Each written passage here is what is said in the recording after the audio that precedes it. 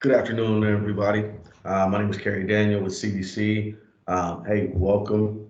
And I wanted to take some time to get some people caught up on what's going on this weekend. We've got a big showcase, our annual CBR showcase.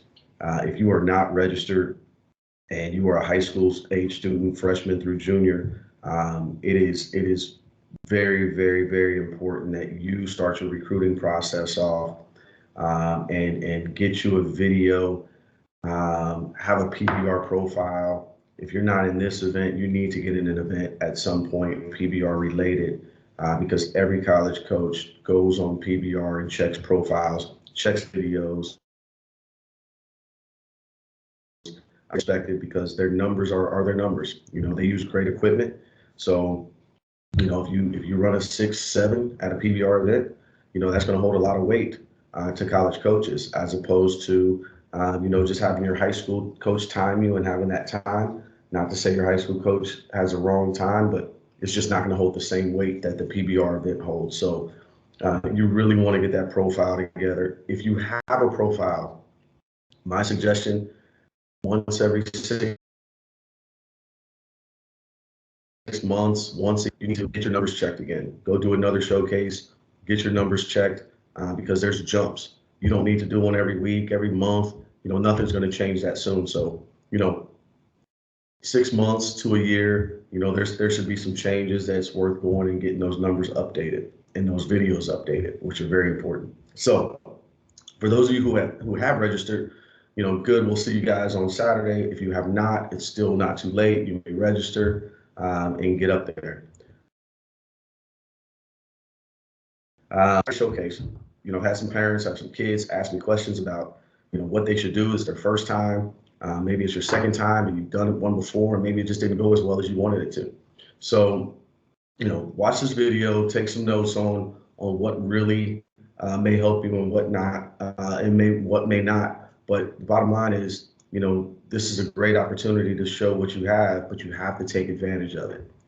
Too many times I see kids go to showcases and they just go through the motions. That's wasted money and leave with a lot of regrets. So we don't want to do any of that. We want to use that time and value our time and effort and money that's spent on this and go out there and get the best opportunity we can. So we'll start with just the check-in process. Arrive on time, get there early, get yourself situated. Go check in as soon as you get there. Don't hang around. Find the check-in table. Go check in. Put your name down. They'll usually take a picture of you in front of their PBR banner. So that's attire. You want to wear CBC attire. Most PBR events, they'll give you a hat, they'll give you a shirt to wear. But for our individual organizations, showcases, you wear your organization stuff. Wear a CBC hat, wear a CBC shirt, whether it's a jersey, a t-shirt, it really doesn't matter. And also wear baseball pants. This is an indoor facility. It is turfed for the baseball fielding portions. He's going to take on indoor track, and the hittings take place on that same indoor track, all-purpose flooring.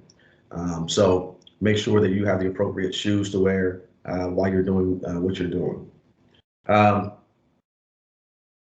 There's check-in for the pitchers and catchers, and then later on there's check-in for position players that don't pitch. If you come to that second check-in and you show up early before that check-in time, there may not be anybody at the table. All right. As much can't do anything about it. Our other coaches can't do anything about it. Just hang out and wait until that check-in time gets closer, or you see someone at the table. They'll check you in, they'll get you set up, and then you'll get ready for that next portion when they get started. They'll usually stretch everybody together. Infielders are stretched together, outfielders are stretched together, and so on and so forth. So don't get there in panic and think you're missing something because they're not at the table. There's nothing for you to really do. So just hang out. There's bleachers and all that. We want to make sure we stay in the bleachers and off of the actual showcase areas. There's plenty of areas for you to kind of walk around outside of the main area where you can watch your kid perform if they're doing something that you need to see. So in a nutshell, that's our check-in process. Again, this is not a CBC event. This is a PBR event for our players. And the value of that is you may go to another PBR event and there's those 200 kids, if you are, let's just say, for example, you run a 6.860, that may not even be in the top 20 times in that event. And PBR does a great job of tweeting out the top performers in every category. Well, if you're not one of those top performers because you've got, a ton of really, really, really good players, you're not going to get any of that time on Twitter and things like that, which is important. It's not the end all be all, but watch the feeds. When you're doing it within an organization, there's a lot of coaches that are going to pay attention to our showcase. They're going to pay attention to some of the other major organization showcases. And because you're not competing with 200 players, because you may be a 16-year-old and there's only a couple 16-year-old teams and a couple 17-year-old teams, your numbers are gonna stand a lot better because of the lack of numbers, and your numbers are going to stand out, and you're going to mix a lot of those tweets make it an PBR showcase. That is the benefit of having an organizational day as opposed to you just going to a normal day. Not as big, more attention, and a chance to stand out a little bit more. If you're a high-end player that really stands out anywhere you go, you're going to really stand out in this event. And you're going to be the center of attention when it comes to CBC organization, which is going to be a huge plus for you. So once we get checked in, pitchers and players come in that don't pitch. If you're a position player, but you signed up to pitch and or catch, you will be in the first check-in. All right. If you do not pitch or catch at all and only play at infield or outfield, you will be in that second check-in time. So make sure you check the check-in times. They were posted on PBR site, and they're also sent out. Your coaches should have sent them out to you the other day. You should have gotten an email if you've already registered as well. We're going to break down the different areas and what's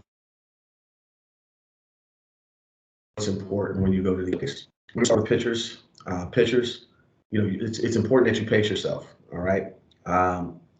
Typically, there's 3 mound areas and a warm-up area prior to the mound, and you just kind of go down the line, and each area is something different. So you're warming up off the mounds, then the next person gets on the first mound, and that's your kind of your warm-up mound. That's where you're just finding your pitches, getting your mechanics together, and learning your catchers getting working together. Then you slide down to the middle mound, and that middle mound is typically where they do the velocities. There's a gun on you, so on that mound, that's where you really want to be. You should be ready to ramp it up, throw the ball, get those velos. Location's not extremely important in that area, but that's if it continues to stay the way it has in the past. Then the third mound is typically where you have your it is important on that mound to make sure you are focused on locations, you're hitting your spots, you're working all pitches, and just being a complete pitcher there. There still will probably be a radar gun attached to that, but as long as your velo is not dropping tremendously, you should be fine. They typically use your velos from the middle gun as far as what your velos are. So you'll probably throw 10 pitches in each spot. So don't go out in your warm-ups and in your first mound. Just really get yourself together and ready to go.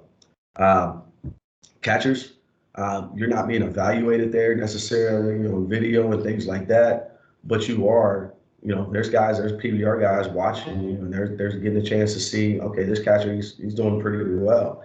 And they may pay more attention to you when you actually do your catching drills.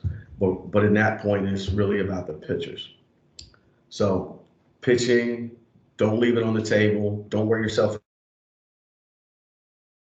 about earlier, you know they make changes, so make sure you know what is going on at each mound, so you're prepared when you get up there. Let's go with hitting. When we're hitting, this is the part where we focus a lot on, and I see people mess it up a lot. You go in there, you grab your bat, you start hitting. Again, there's usually two different cages. There's one cage where you're getting loose, and then I believe the exit velo, I'm not sure exactly where they're going to do it at, if it's off the tee or if it's actually on the live pitching. But you want to make sure, again, as a hitter, I know what's going on in each cage. Where's my exit velo? Where's my video taking place? Because that's all going to be the mentality of how I have to approach my bats. If I'm just doing exit velo off of the tee, I'm not concerned with mechanics. I'm not concerned with any of that stuff. I'm just trying to hit this ball as hard as I can, straight ahead, to get the best read I can get from that. If the exit velo is in your live at your live swings again, with BP pitching, then you need to just focus in and go in and have great at bats. Swing the bat hard, but at the same time, you got to still be looking to be a hitter, because when you get into the cage with the video, it's going to be extremely important to focus on a couple things. I stress to my guys, only swing at pitches that make you look good when you hit. If I hit on pitches, I shouldn't be swinging at those pitches. If I'm not a very good hitter on high pitches, I shouldn't be swinging at those pitches. Vice versa, if I'm an inside hitter, I'm not really looking to hit outside pitches. You got to be locked in at what you do, because you may only get 10 swings. So we need the best 10 swings you can get. If you square up 8 out of those 10 balls, your write-up's going to be pretty good about how you have hard contact, 80% of the time. If you're popping 7 balls up and hit 3 hard, it doesn't matter what velo is. It's not gonna to give them much to write about as far as how good of a hitter this person is, because they're also going to have some of the other tools out there that's going to register, your hard hit balls, your pop-up percentage, your line drive percentage, your bat speed, your hand speed. All these things are going to be registered and documented, and you want to give the best things you can give. Not being out in front of a pitch and it's going to take down on your slow down on your bat speed and your hand speed, and it's going to average in. So know who you are as a hitter, know what you do well, know what you do great, and only focus on those things. And if a pitcher's not giving you those pitches that you really want, hey, take a before you go in. Hey, let them know, hey, you know what? Can you give me pitches? I want them down the middle, right around waist to right above the belly button area. That's what I'm looking for. And most guys can give you pitches around those areas. Those pitches. Don't go in there and take 10 swings at every pitch they throw and come out of the cage and say, oh man, that guy just didn't throw me that much, or that wasn't a very good round. You only get one round, so don't have any regrets with it. Make it the best round possible. In that practice cage, figure out what pitches you're swinging at well that day. Figure out how you feel. And then when you go in the cage with your video, really go after that. So again, understand, if the video is separate than the exit velo, two different mentalities. One, being a great hitter and showing that I can control the barrel, I can square up balls consistently. Your confidence in the box, look like a confident hitter. And that's about it. Take your time, have some fun. Fielding. Infielders and outfielders, a couple things are the same here. Infielders, I think typically most of you guys are going to be at shortstop. Outfielders, they'll probably be in left field. Last time we did field, you'll get like 5 balls. On those 5 balls that you're going to get, infielders is 1 right at you, 1 in the hole towards, maybe 2 right at you, 1 in the hole towards second base, 1 in the hole towards third base, a backhand, and a slow roller. It is very important that we show slow, athletic feet, and we show smooth, quick hands, really smooth hands with a quick exchange, and get rid of the baseball with some velo on it. All right, get our feet. Don't rush the throw to just get rid of it quick as if a fast runner's going. Gather yourself, get your feet together, and fire the baseball over across the field. Um, the two balls right at you, the first couple, that's what you want to do. You want to get down, you want to get loaded, you want to get athletic, and you want to fire the ball across the field. Showcase your arm velo. All right. When you get the ball towards second base, that's when we want to show our athleticism and how good we can be as an infielder. Ball, out front, glove side. Hopefully they hit it down in the hole a little bit to make you look good. You go get that ball, and they want to see arm angles. Is this kid standing straight up and throwing over the top, or can he make this arm angle throw from the side? Can he get it out and be athletic? And just that's when they're going to see who you truly are as an infielder. All right. You don't have to worry about throwing that thing a million miles across the field. Get it from an angle, throw it where you get it, be quick, be athletic, be that guy. When you get to the backhand, again, step, getting towards left field, get back, feel the ball. All right. A lot of guys want to just stand up and throw it, but again, there's no need. Field it, get a quick shuffle step, getting your momentum going to first base, and showcase that you have the arm strength to get it across the field. The velocity is going to be there, but you want to show arm strength. So if you throw it over the first baseman's head, that's okay. That just says this kid has arm strength to play that side of the field. But if you throw it really hard and it hits right around the first base, you're not showing what college coaches are really wanting to see. They want to know, can you play the right side of the field, or the right side of the field, or if you're just a guy that we have to put at second base because you don't have the arm to play the other side. So understand that with the backhand, good backhand, get myself together and fire the ball across, head high to keep it across the field. Outfielders, same way. We want to be our feet controlled and slow, all right, breaking ourselves down, getting through the baseball and getting a good shuffle step and firing the baseball, all right? We want to show arm strength. We want to get velo, but we want to showcase the fact that we are under control. We throw the base, we can make the throw, and we have the arm to do it. Athleticism, athleticism, athleticism. Guys that are fast, rapid feet, it shows lack of confidence. We want to show smooth feet, very confident, and you know what that looks like. You've all seen it before. A guy taking warm-ups, you're like, man, that guy's good. It's not because you know this guy's good. You just see the athleticism, you see the confidence, and you just see the way the guy moves. And that's what college coaches look for. How does this kid move? All right. We want to show them that we move very smooth, under control, very confident, and we can make the plays.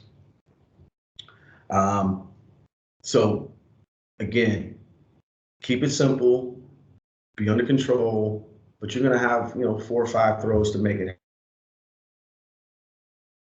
happen. Out of position. When I say take your time, I don't mean walk, but if you're making a play in the hole and you make the play, you don't have to sprint 100 miles an hour back to your position. Nice, easy jog, get back to your position. If you're not ready to make the next play yet, don't make eye contact with the person hitting the ground ball. All right. Look down at your glove, get your hands together, get your feet together, shake it out, whatever. Then when you're ready, let's get out and let's be ready. If I'm hitting ground balls, I'm looking for that eye contact. As soon as I see you look at me ready, that's when I'm hitting that next ground ball. So don't get rushed by the hitter. You control the tempo. All right. 60-yard dash. Everybody will run into a 60-yard dash. I don't know if the POs do it, but everybody will run into a 60-yard dash.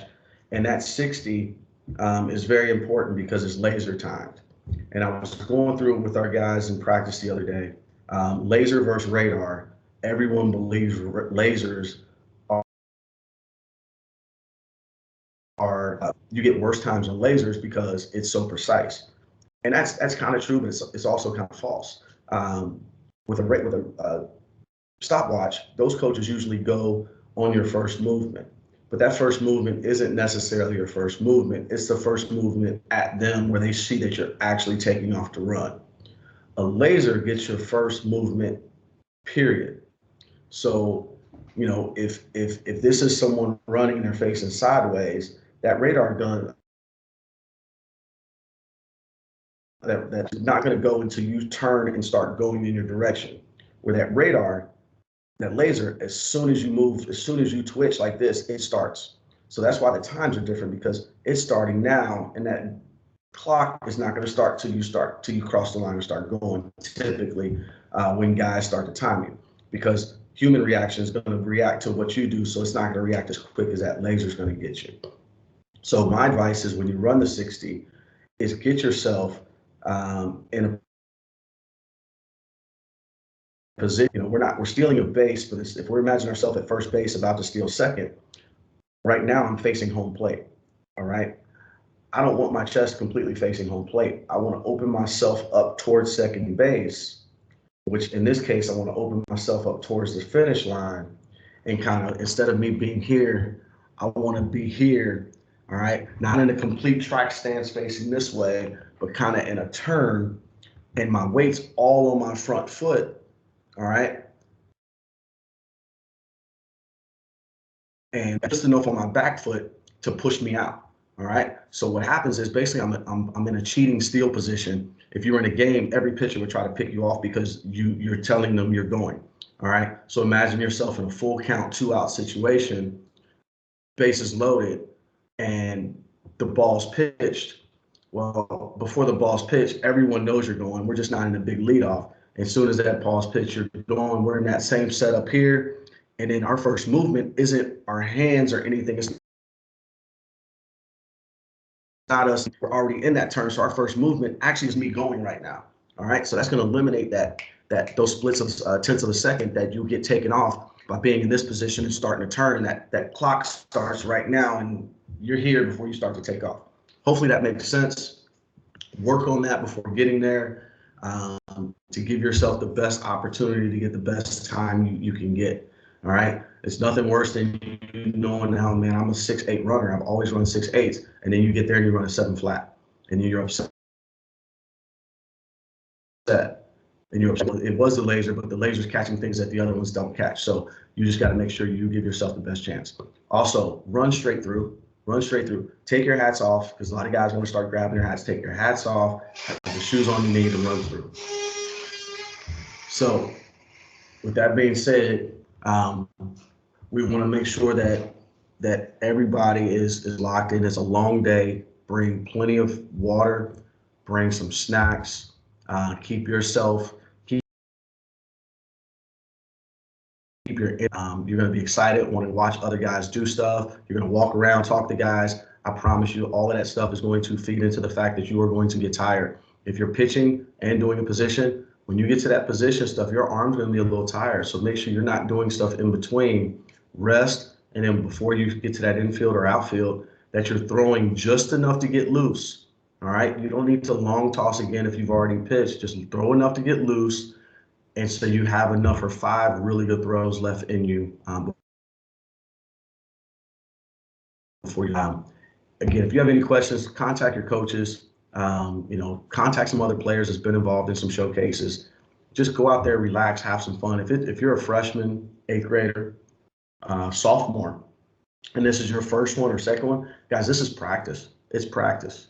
All right. If you're a high-end sophomore, this is more than practice, because you guys are the guys that they're going to be looking to call August 1st. And this video may be your last video you have in the system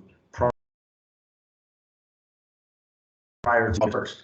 So you want to make sure this is what they go to when they go see this in the summertime, that this is something really, really good, that they can learn a lot about you from this video. If you're a freshman, again, they can't start giving you offers until August 1st after your sophomore year anyway. So hey, if you don't do as great, learn from it. When you do your next one, you're getting better. Figure out your skills that you need to really improve on. But more than anything, this gives everyone a number and numbers in areas. Look at some of those guys at the top of the state in the rankings. See where they're at, and get an idea of what you need to do to get there.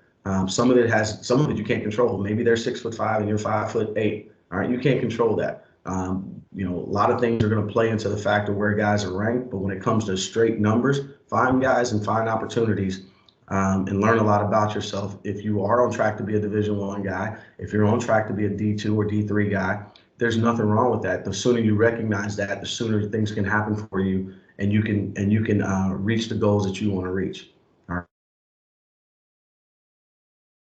All right. Again, thanks again. Hopefully this helps. I'll see everybody on Saturday. Make sure you're ready to go. All right. Thanks.